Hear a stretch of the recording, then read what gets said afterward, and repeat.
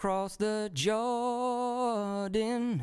I said, I'm gonna cross the river Jordan one of these days. Hallelujah.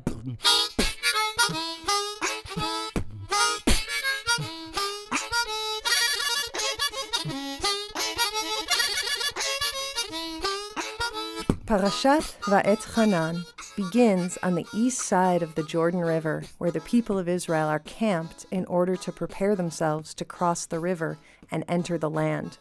Moses is still with them and takes the opportunity to review the journey and reiterate the laws of the Torah.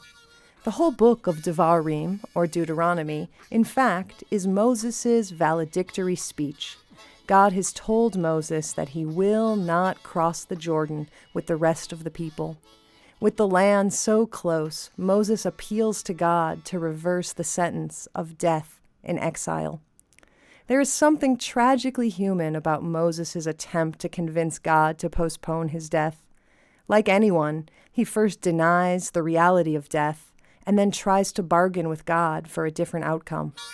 But this isn't just anyone facing his last days. This is Moses, the greatest prophet with whom God spoke face to face, who led the Israelites to freedom, who brought down the 10 Commandments from Sinai. Why does Moses die just outside the Promised Land? According to the book of Numbers, Moses' fatal mistake was to draw water from a rock by hitting it twice when God told Moses to speak to the rock. According to Deuteronomy, the people are to blame for insisting that Moses sends spies into the land and then believing their negative report.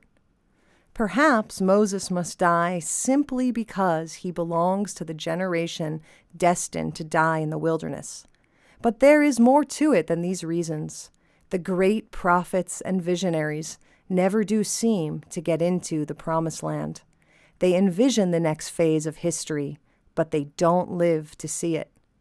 The dreams of these prophets come into being through Joshua's, successors with different sets of skills that can make dreams realities. God assures Moses that Joshua will lead the people across the Jordan River and settle them in the land.